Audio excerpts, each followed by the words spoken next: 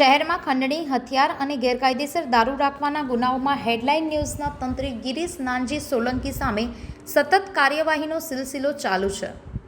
ખંડણીના કેસમાં આરોપી ગિરીશે ફરિયાદીની છાતી પર પિસ્તોલ તાકી 2 લાખની ખંડણી માંગી હતી, જેમાંથી 14,000 રૂપિયા કબજે લીધા બાદ ક્રાઇમ બ્રાન્ચે આરોપીની ધરપકડ કરી હતી.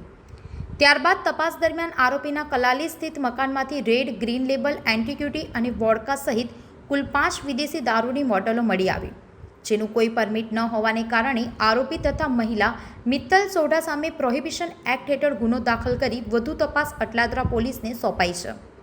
અને હવે અટલાદરા પોલીસ સ્ટેશનની પેટ્રોલિંગ ટીમે વધુ એક ગુનામાં ખુલાસો કર્યો છે.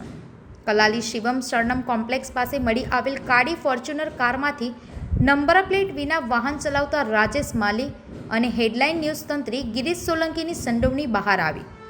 કારમાંથી બ્લેક કલરની છરી, લાકડી અને બેઝબોલનો દંડો મળી આવ્યો, જે હથિયારબંધી જાહેરનામાનો સીધો ભંગ ગણાય છે, જેના અનુસંધાને બંને સામે કાયદેસરની કાર્યવાહી હાથ ધરાઈ છે.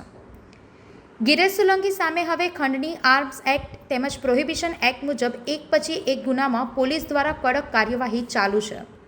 Bureau report B1 news, Vadodara.